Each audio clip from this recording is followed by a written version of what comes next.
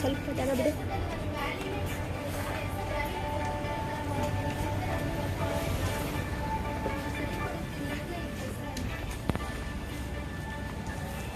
ನನ್ನ ಕೆಲಸದಲ್ಲಿ ನಾನು ಪ್ರಾಮಾಣಿಕತೆಯಿಂದ ನಡ್ಕೊಂಡು ಯಾವುದೇ ರೀತಿ ತೊಂದರೆ ಆಗ್ದಿರಾ, ಬೇರೆ ಡಿಪಾರ್ಟ್ಮೆಂಟ್ ಆಗಲಿ ನನ್ನಿಂದ ಆಗಲಿ ಯಾವುದೇ ತೊಂದರೆ ಆಗ್ದಿರಾ, ಇನ್ನು ಮುಂದೆ ಈ ಥರ ಕೆಲಸ ತಪ್ಪು ಮಾಡ್ತೀರಾ, ನಾನು ನನ್ನ ಕೆಲಸನ ನೀಟಾಗಿ ಮಾಡ್ಕೊಂಡು ಹೋಗ್ತೀನಿ.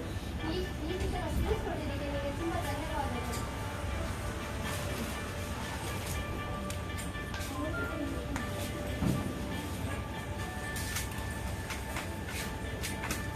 ಏನ್ ಮಾಡ್ತಾ ಇದ್ದೀರಾ? ಟೈಮ್ ಆಗಿಲ್ಲ, ಊಟ ಬಾರೆ.